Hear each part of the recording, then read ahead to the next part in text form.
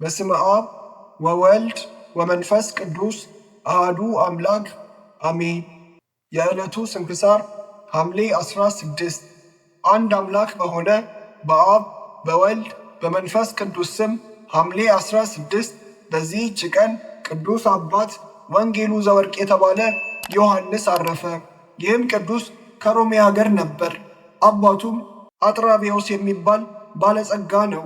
የእናቱም ስም ብዱራ ይባላል። እንዲማርም ለመምህር ሰጡት። ቅዱሳት መጻሕፍትንም ተማረ። ከዚህም በኋላ ገበታው የወርቅ የሆነ ወንጌልን ያሰራለት ዘንድ አባቱን ለመነው። አባቱም እንደፈለገው አሰራለት። ሁልጊዜም ያነበው ነበር። በሚያነብ ጊዜም አባቱና እናቱ ደስ ይላቸው ነበር። በዚያም ወራት ወደ ኢየሩሳሌም የሚጓዝ መነኩሴ ወደ እነርሱ መጣ። በእነርሱም ዘንድ አደረ። ከቅዱስ ዮሐንስም ጋር ተነጋግሮ የምንኩስናን ሥራ አመሰገነለት።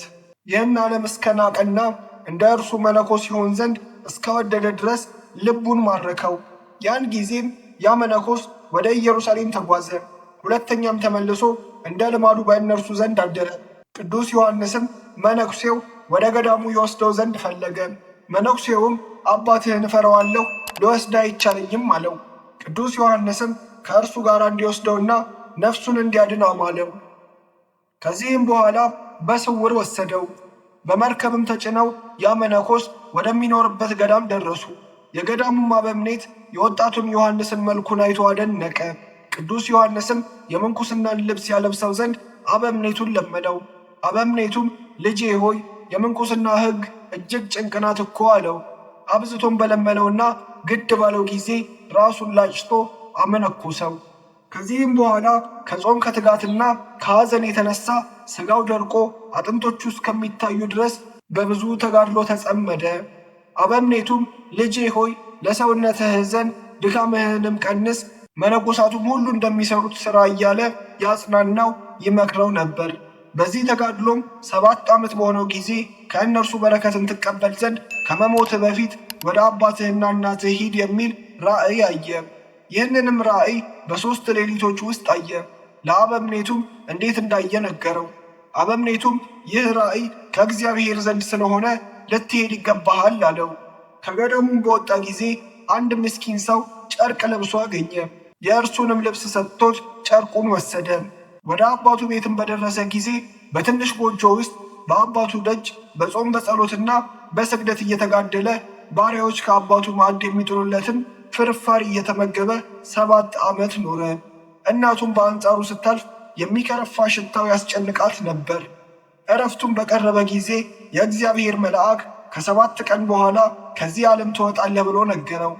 ያን ጊዜም ወደ እናቱ ልኮ ልመናውን ልትሰማ ወደ እርሱ መጣች። ልጇም እንደሆነ ፈጥኖ አልነገራትም። ነገር ግን በዚያች በታናሽ ማደሪያ ውስጥ በላዩ ባለ ጨርቅ እንድትቀብረው የለበሰውንም ጨርቅ እንዳትለውጥ አማላት።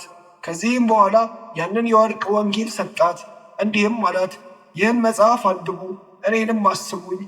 አባቱም በመጣ ጊዜ ያንን የወርቅ ወንጌል አሳየችው። እርሱም ለልጁ ያሰራለት ወንጌል እንደሆነ አወቀ።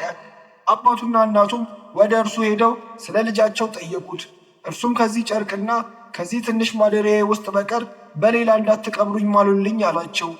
በአማላቸውም ጊዜ እርሱ ልጃቸው እንደሆነ ነገራቸው። ያን ጊዜም ጮኹ፣ መሪር ልቅሶንም አለቀሱ።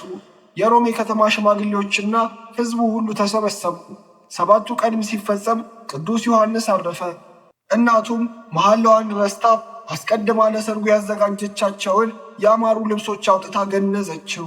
በዚያችም ጊዜ ታመመች። አባቱ ግን መሐላውን አስታውሶ እነዚያን ያማሩ ልብሶች አስወገደ፣ በጨርቆቹም ገነዙት። በዚያ በትንሹ ማደሪያም ውስጥ ቀበሩት።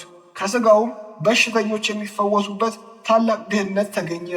ከዚህም በኋላ በስሙ ያማረች ቤተ ክርስቲያን ሰርተው ሥጋውን በውስጧ አኖሩ። ከእርሱም ታላላቅ ድንቆችና ተአምራቶች ተገለጡ። ለእግዚአብሔር ምስጋና ይሁን። እኛንም በጸሎቱ ይማረን፣ በረከቱን ከእኛ ጋር ትኑር ለዘላለሙ አሜን።